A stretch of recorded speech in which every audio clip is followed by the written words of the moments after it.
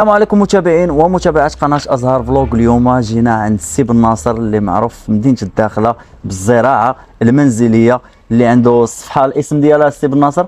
هذه الصفحة داخلة بلونت، داخلة نباتات. بالعربية داخلة نباتات وبالفرنسي داخلة بلونت. خليكم معنا تشاهدوا. وعندي كذلك قناة على اليوتيوب الزراعة المنزلية في الوئيدة. الزراعة المنزلية، وخليكم معنا تشاهدوا هذه الزراعة المنزلية. اللهم بارك، واحد دي بلون كاينين هنايا تبارك الله. خليكم وتسمعوا من عند السي بن ناصر. عليكم السي بن ناصر. اهلا وسهلا سي ازهر، مرحبا بك ومرحبا بقناتك ازهر فلوق. شرفنا بمعرفتك مرحبا السي بن ناصر. ممكن تكلم لنا على الزراعة المنزلية، كيفاش جاتك الفكرة باش زرعتي هنا، وكيفاش كنسمعوا في مدينة الداخلة بأنها ما كتصدقش الزراعة؟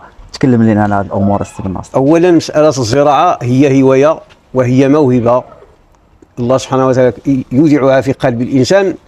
اللي عنده هذا الميول لابد غادي يقلب، واخا يدير غير عريش ديال النعناع في سطيله ولا في كاس، ولو من باب يعني الفرجه شي شويه الى اخره، واخا ما ينبت. اللي ما عندوش ما عندوش.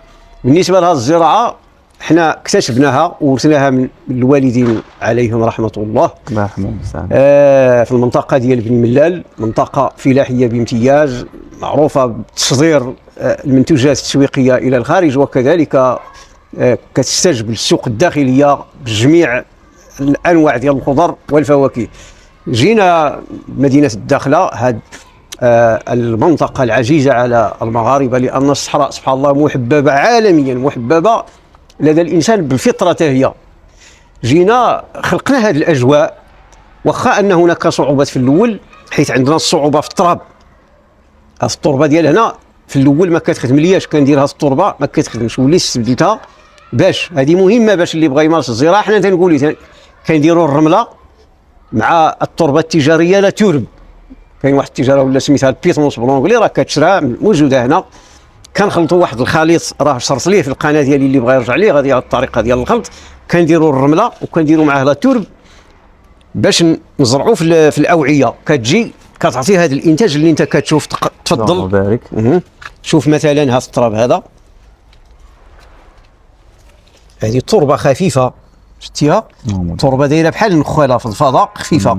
اولا هذه خدمتيها التربه؟ هذه خدمناها حنا، اللي ركبنا هذا الخليط من الرمال المحليه، الرمله ديال الصحراء المحليه، زدنا عليها الماده العضويه اللي كتمثل في لاتورب، ومن بعد كنسمدوا كذلك بمخلفات الحيوانات اعزكم الله، يعني الغبار ولا المزير ديال الحيوان، يعني السماد العضوي المتحلل دائما كنديروه كماده رئيسيه للغذاء. كذلك بعض الاحيان لا مانع كنديروا بعض الاسمده المعدنيه، يعني ما يعرف بالاسمده الكيماويه. انا كنفضل نقول المعدنيه، حيث هذه الكلمه ديال الكيماويه غير كتخلي الانسان يعني كتخلي واحد الشواش في دماغه. هي معدنيه، الفوسفور معدن، البوتاسيوم معدن، جميع المسائل، النحاس كذا كذا، جميع اسمده معدنيه.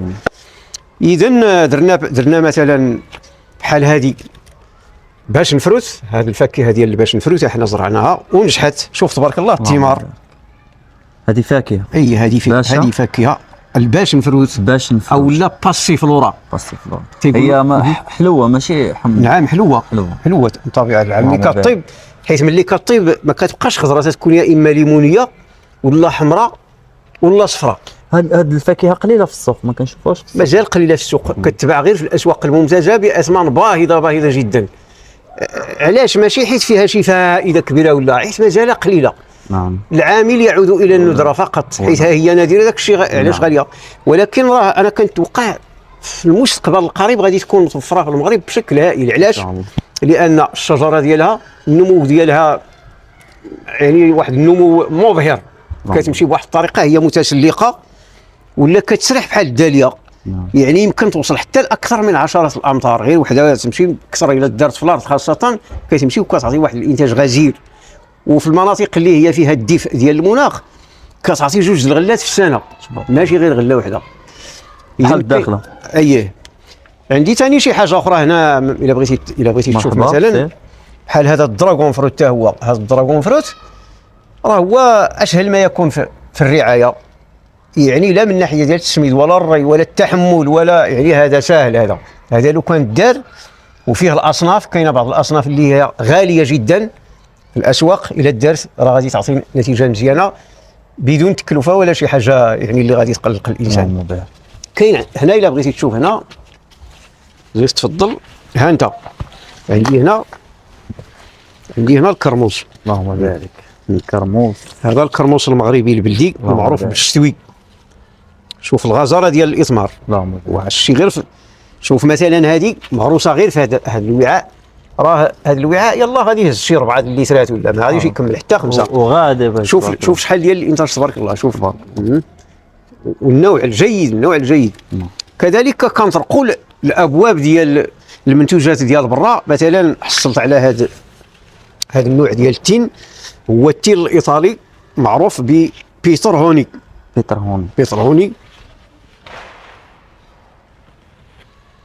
هذا كيمتاز هو بغزاره الانتاج وبالنمو ديال الاغصان يكون سريع بزاف. شتي كيفاش غادي النمو سريع.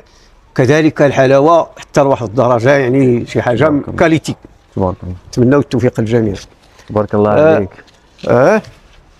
غادي نعطيك واحد الاشاره. هنا كاين العنب. ها هو العنب ها هو. الا لاحظتوا معايا بان العنب هذا ماشي ما غاديش نعتبروه لا مرض ولا ان الشجره غتموت ولا ما تموت، ما والو، الشجره بخير وعلى خير. غير هو هذه تتسمى الشيخوخه المبكره ديال الاوراق. السبب ديالاش ملوحه الماء، ملوحه ديال مياه الري، حيث العنب كيستحمل حتى لواحد الدرجه معينه. مثلا الا كان العنب كيستحمل حتى 700 بي بي ام درجه ديال الملوحه، هنا راه فايته 700 بي بي ام. عطاتنا هذه النتيجه. ملي كتستريسا الشجره كيبان داك الشيء، هذاك الاعراض كتبان على الاوراق. اما الشجره باش تعرف واش بخير وعلى خير كتخرج النموات جديده. شوف تبارك الله كتخرج باش تقاوم ديك هذاك الخصاص وذاك الضغط، كتخرج نموات جديده. والاكثر من هذا هو ان الغله ديالها او الثمار ديالها راه غاديين بسلام، يعني العنب غادي مزيان ما مأثرش كاع نهائيا. شوف التلون ديال العنب مزيان. كذلك هاد الظاهره هذه الظاهره ديال التحمل وعدم التحمل فيها على حسب الاصناف. غادي نوريك واحد الصنف كيتحمل اكثر. هنا عندي الموسكا الايطاليه. ها هي. شوف تبارك الله عليك. الايطاليه ها هو بدا كيطيب. شوف الحبات ديال العنب تبارك الله كبار، بحال الا مزروعين في الفيرما كبار، كلشي كتوفري. اللي مهم هو ان هذه ما كيتحرقوش ليها الاوراق. شوف هنا صباره. اذا بحال هذه مثلا اللي بغى يدير التجارب من هنا غادي نستنتجوا بان هذه نديروها وما نديروش هذيك. يعني هذه تبارك الله. شوف الاوراق تما، يعني الاوراق خضرين ماشي غير خضرين، حتى الحجم. شوف الحجم ديالهم تبارك الله. شوف الحجم ديال الاوراق واخدين النمو ديالهم بحال الا مزروعه في الارض. اييه. بالنسبه هذا الباشن فروت، الفرويد ولا باسيون كتعطي واحد الانتاج غزير. شوف تبارك الله كيفاش دايره. هذه راه ملي طيب غتولي صفراء، وكاينه اللي كتولي حمراء، وكاينه كتولي برتقاليه. نلقي واحد النظره لهذه الجهات. شوف تبارك الله، يعني الغزاره ديال الثمار. اللهم بارك. وبالنسبه للناس اللي غيشوفوا هذا الفيديو وبغاو يشريو شي، ياخذوا من عندك شي حبق اللي فيه هاد الانواع اللي ذكرتي لنا، ممكن. انا دابا عندي حاليا اللي متوفر عندي هو هذه الفاكهه ديال الباسيون فروت. هذه الباسيون فروت موجوده عندي. ها هي الشتلات ديالها موجوده. بالنسبه للزراعه ديالها فين تقدر تزرع؟ الا تزرعات في اللي ما عندوش الارض يزرع في الاوعيه بحال هكا. يقدر يزرعها في الدار، في السطح. في السطح يزرعها. خصو غير يعرف الخلطه ديال التراب اللي غادي يخدم. وكاين واحد الطريقه تدبير الوزن فوق سطح المنزل. هذا الشيء المهم. راه كاين اللي تطرح عليا شي اسئله تيقول لك واش انت ما كتفكرش كتبقى تحط هذاك الشيء والماء كتكب الماء؟ لا، كل شيء مدروس الحمد لله. غادي نعطيك المثال. بحال دابا بالنسبه لتدبير الوزن والثقل ديال التربه كنديروا بواحد الطريقه. مثلا هنا عندي التربه فيها لا تورب بزاف. ها انت شوف هاد التربه هذه راه بحال البونج. يعني كتعطيك واحد الوزن ناقص تقريبا يقدر يوصل 50% على التربه العاديه. يعني النقص ها هو. ثانيا كنحط هاد الاوعيه الكبيره العملاقه الضخمه كنديرها فوق البودره. شوف الا لاحظتي البودره كتجي فوق البودره، وتحت منها كاين الحيط. كاين الحيط ديال البيت التحتاني الساريه بحال يعني واخا تحطهم واحد حدا واحد غادي يكون الوزن ديالهم اقل من الحائط اللي غادي يجي يتبنى هنا، غيكون اقل بكثير. نعم. اذا هذا من جهه تدبير الوزن. كاين ثاني من جهه تدبير السقي باش ما يتكبش الماء، باش ما يتكبش الماء. فليو هنا كاين في هذا اليو، فليو يمكن اييه الا بغيتي تشوف فليو ها هو، سميت الريحه ديالو ها اللي هو. تبارك الله. الحمد لله. هذا فليو، هذا معروف في السوق العربيه بالنعناع السعودي، اللهم بارك. ونسبة إلى واحد النعناع في واحد المنطقة في السعودية سميتها الإحساء، معروفة بزراعة واحة، يعني سبحان الله صحراء فيها واحة معروفة منذ القدم بهذا اللهم بارك. دابا النخيل، ومعروفة هذا يقدر يتزرع ويدار في اتاي طبيعة الحال. راه خصك تشمو باش راه واحد شميتو ناقص رائع جدا. هي راه هو من أصلا حدا بيديا شميتو هو والشيبه يمكن. هي الشيبة هي. اللهم بارك، فيه واحد الريحه اللي تبارك راه الله. الشيبة ماشي هذا الوقت اللي كتزدهر، راه مازال غادي يجي وقت اللي تزدهر كتكون عاطية واحد المنظر مخير.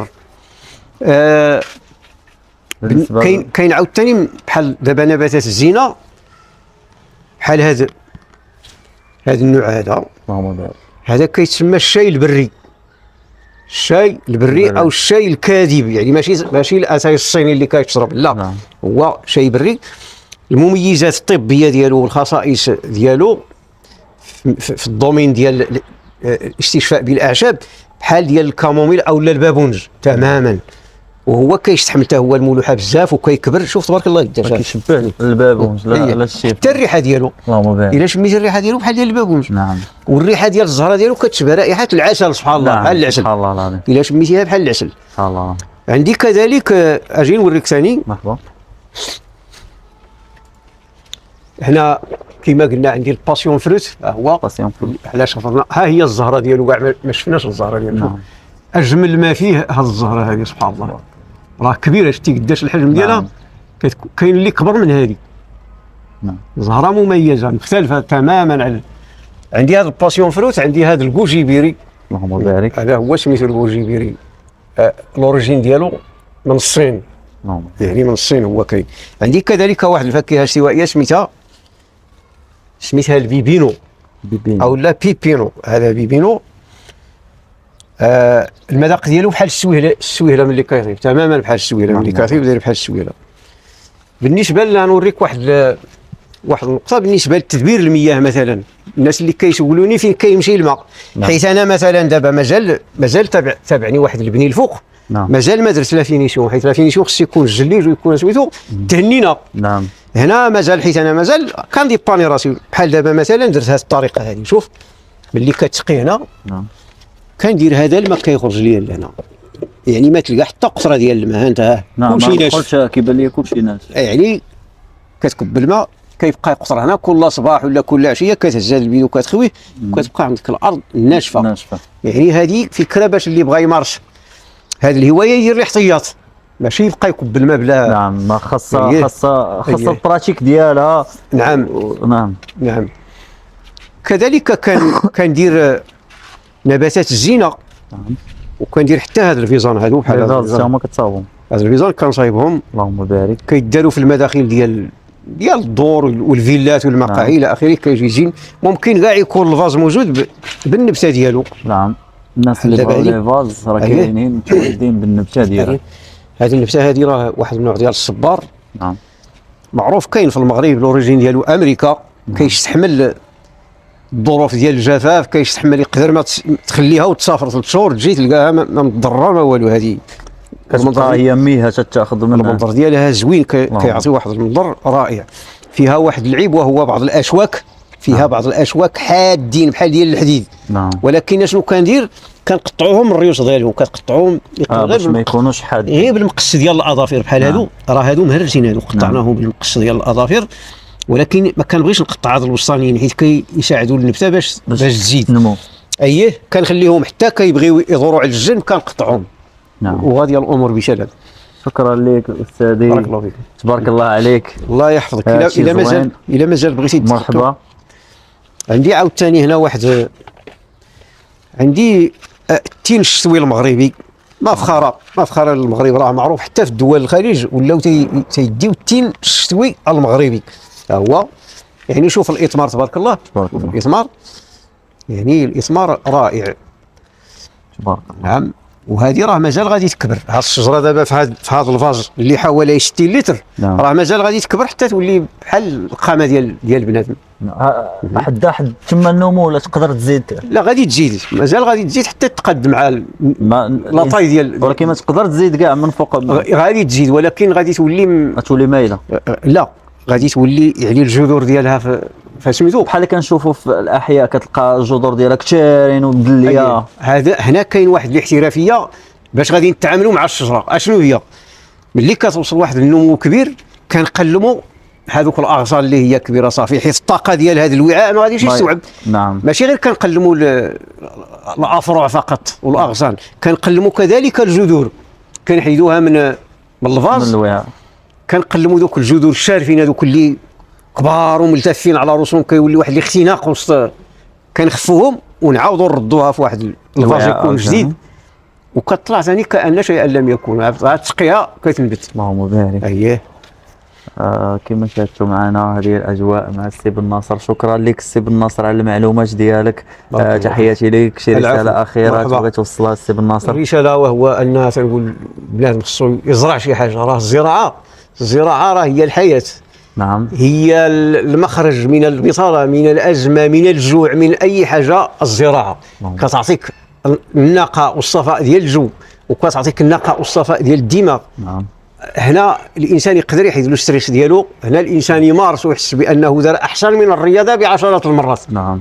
كتخلي الانسان تعطيه فرصه باش يتواجد هنا منتصف النهار تحت اشعه الشمس. نعم. وكيستفد صحيا ونفسيا، وكيمشي مع هذه النباتات بواحد يعني المشاعر متبادله بينك وبين، حتى يكون واحد الحوار، واحد اللغه كاينه بينك وبين هذه النباتات. نعم. اشنو هي يعني اشنو هي اللغه؟ ملي كتجي مثلا كتلقى هذه كينقصها السقي، الراي مثلا كتلقاها مرخوفه حاضره راسها، كتسقيها اليوم غدا كتلقاها هازه راسها الفوق ولا دايره الازهار. هذيك الازهار راه عباره عن ابتسامه، انها بادلتك ابتسامه. اليست هذه لغه بينك وبين هذه هذه المخلوقات؟ سبحان الله العظيم. نعم. باش يلاه تزرعها وتجي وتلقاها نبتات، راه كتفرح من الداخل، كتقول بعدا راه درت واحد البديره اللي انايا كنت ناوي. بحال دابا كنقول انا غنجيب واحد الزهره ولا هذه غنزرعها ونعتني بها باش توصل. ملي كتكبر كتفرح كتقول بعدا انا درت واحد البديره. والحمد لله. شكرا لك السي بن ناصر. تحياتي لك على هذا المنظر هذا الجميل اللي عندك هنايا. كما شاهدتوا معنا هذه الاجواء من تحيه لسكان مدينه الداخله. تحياتي لهم كبارا وصغارا، نساء ورجالا. ادعوكم لممارسه الزراعه. دير سيدي عصيل ديال الحبق، دير النعناع من المصبغ، زكيه في شي غريريف صغير تكون فيها الرمله، عطيه شويه ديال الماء. مع الاسف حنا هذه الثقافه ما عندناش. راه كاينه الثقافه خاصه في دول اسيا بحال اندونيسيا، ماليزيا الى اخره. نعم. النساء تيديروا في المطبخ، تيدخلوا لي فاز حتى للمطبخ دائما وكيزرعوا فيهم، كيهزوا ديك البقايا ديال الخضار وداك الشيء اللي تيشيط كيديروا في واحد البلاصه خاصه تما باش ينتجوا السماد، ينتجوا واحد النوع ديال السماد العضوي باش يعطيوه للنباتات الاخرين. حنا مازال شويه كيخصنا هذا الشيء، كنتمناو هذه الثقافه ترسخ وتنتشر في المجتمع المغربي. وبالنسبه راه السي بن ناصر عنده واحد لابلاج اللي بغاو المعلومات ويزيدوا يتاكدوا من المعلومات مزيان بالنسبه للناس اللي كيديروا الزراعه، يدخلوا عند لاباج ديال السي بن ناصر اللي سميتها داخله نباتات، داخله بلانت. وعندي قناه على اليوتيوب يتابعها أكثر من 63 ألف متتبع من جميع مناطق الوطن العربي، كذلك أبناء الجالية. اسمها الزراعة المنزلية فن وإبداع. تبارك الله. شكرا لكم سي بن ناصر وتحياتي لك. كنشكرك على الاستضافة ديالك في هذا الموقع هذا الجميل. اللهم بارك. وتحياتي لك وشكرا لك. ما تخطاش علينا بزاف مرة ان شاء الله مرة ناخذوا معلومة ان شاء الله. ومرحبا بكم اي واحد بغى شي معلومة، راه السي بن ناصر كيتواجد، راه عندكم كما قلت لكم دخلوا عنده لاباج ديالو. مرحبا بكم. الاسئله ديالهم باي حاجه يطرحوها راه حنا كنجاوبوا. راه الا طليتوا دابا غادي تلقاونا كنجاوبوا. ضروري كنشوفوا داك الشيء. الا شي واحد مثلا تزقل لينا شي واحد ما جاوبناش عليه يعاود يذكرنا من جديد ويسمح لينا. ضروري هذيك كنلقاوها حنايا بزاف، راه كتواصل صعيب التواصل مع كلشي. شكرا لك السي بن ناصر الاستضافه ديالك. كنشكروك وكنعاودوا نشكروك وشكرا جزيلا لك. مرحبا.